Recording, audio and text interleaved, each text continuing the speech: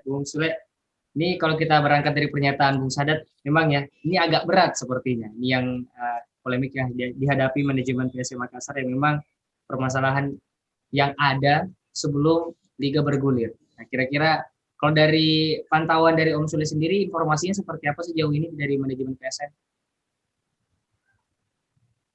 Oke ya,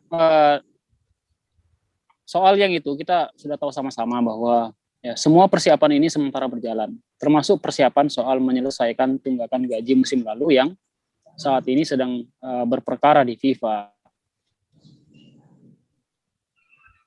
Tidak bosan menyampaikan bahwa perkara yang itu, persoalannya itu saat ini sedang dalam tahap penyelesaian. Kalau ada suara-suara sumbang yang mengatakan bahwa ngapain PSM persiapan, ngapain PSM beli pemain, ngapain PSM datangkan pelatih, kan utangnya belum lunas. Nah itu saya pikir suara-suara sumbang itu adalah ya suara-suara yang salah.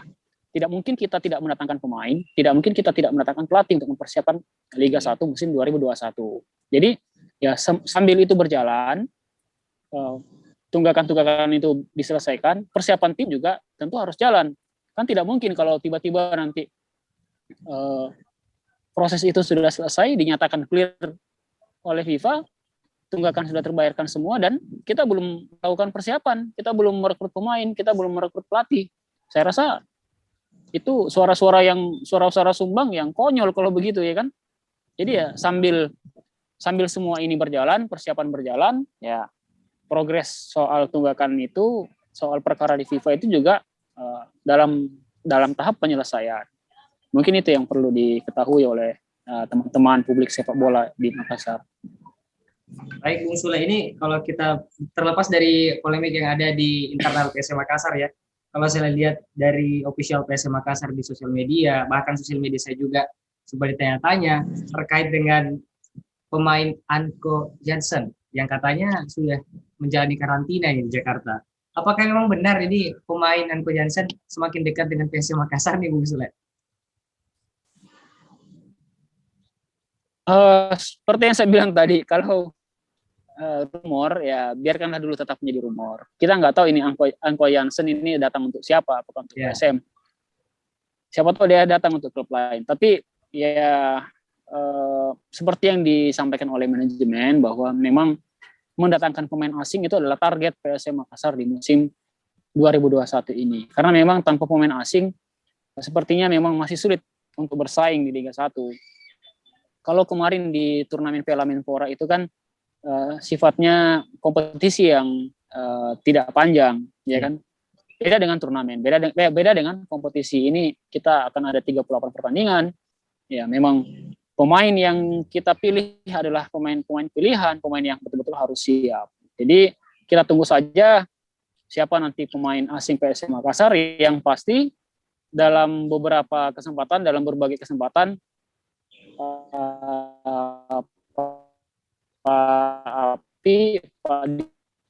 Pak sudah menyertah nanti apakah kuotanya akan dipenuhi 3 Eropa atau Amerika dan 1 Asia, atau komposisinya tidak dipenuhi. Seperti itu yang jelaskan kita punya 4 kuota pemain asing, 1 Asia. Kita lihat saja nanti bagaimana, Bung Ade.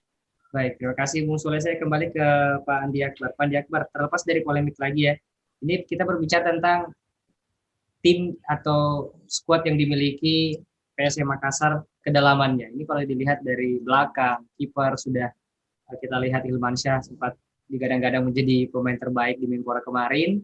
Terus dari back juga ada Erwin Gutawa yang dipertahankan oleh pihak manajemen. Jika ada nanti pemain asing yang bergabung dengan PSM Makassar, kira-kira lini manakah yang paling krusial kalau menurut Pandi Akbar sendiri?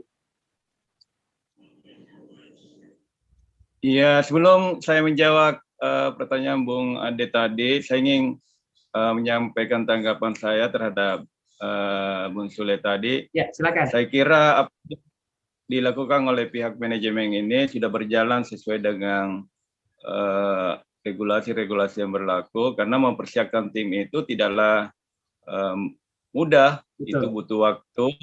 Sambil menunggu penyelesaian masalah di FIFA itu, ya persiapan tim ini memang juga harus dipersiapkan sedini mungkin.